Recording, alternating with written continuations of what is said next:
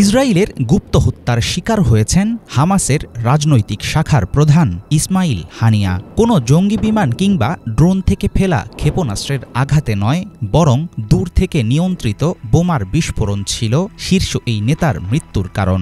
ইরানের রাজধানী তেহরানের যে গেস্ট হাউসে তিনি অবস্থান করছিলেন, সেখানে 2 মাস আগে থেকেই পাতা ছিল উচ্চ ক্ষমতাসম্পন্ন এক্সপ্লোসিভ ডিভাইস।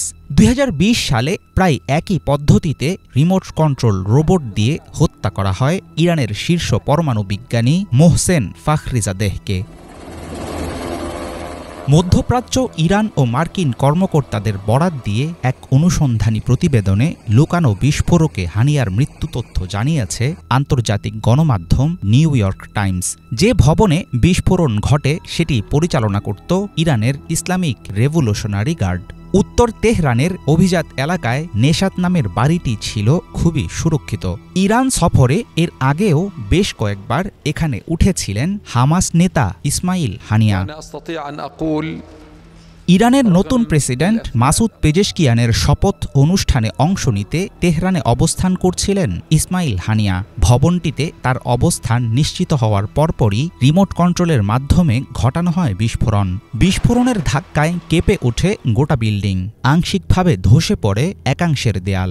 নিউ ইয়র্ক টাইমসকে দেয়া মধ্যপ্রাচ্য ও ইরানি কর্মকর্তাদের তথ্য অনুসারে ঘটনার সময় ছিল বুধবার রাত প্রায় 2টা। ইসমাইল হানিয়ার পাশের রুমেই অবস্থান করছিলেন ফিলিস্তিনের আরেকটি সশস্ত্র সংগঠনের নেতা জিয়াদ আল নাখালাহ। বোমা বিস্ফোরণে তার কোনো ক্ষতি হয়নি। যে রুমে তিনি ছিলেন সেটাও মোটামুটি অক্ষতই ছিল। এই থেকেই ধারণা করা হচ্ছে হানিয়া হত্যায় নির্ভুল পরিকল্পনা করেছিল ইসরায়েল। অবশ্য এই হত্যাকাণ্ডের দায় আনুষ্ঠানিকভাবে স্বীকার করেনি তেল আবিব।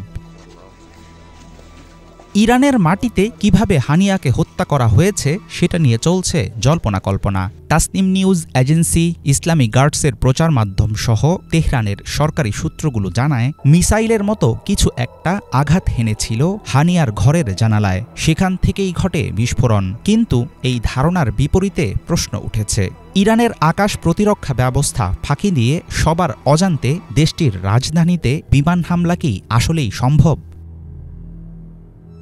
ইসরায়েলের দুর্ধর্ষ গোয়েন্দা বাহিনী মোসাদের রয়েছে বিদেশের মাটিতে গুপ্ত হত্যা চালানোর বিশেষ কুখ্যাতি।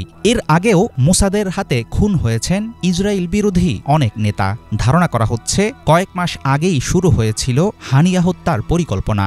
মোসাদকে ঠেকাতে ইরান ও তার সমর্থিত সশস্ত্র সংগঠনগুলো কি পদক্ষেপ নেয় সেটা এখন দেখার বিষয়। পাশাপাশি হানিয়া হত্যা, ইরান ইসরায়েল উত্তেজনা, লেবানন সিরিয়া পরিস্থিতি সবকিছু মিলে মধ্যপ্রাচ্যের ঘনিয়ে ওঠা যুদ্ধ পরিস্থিতি শেষ পর্যন্ত কোন দিকে গড়ায় তার দিকে থাকবে আন্তর্জাতিক মহলের নজর।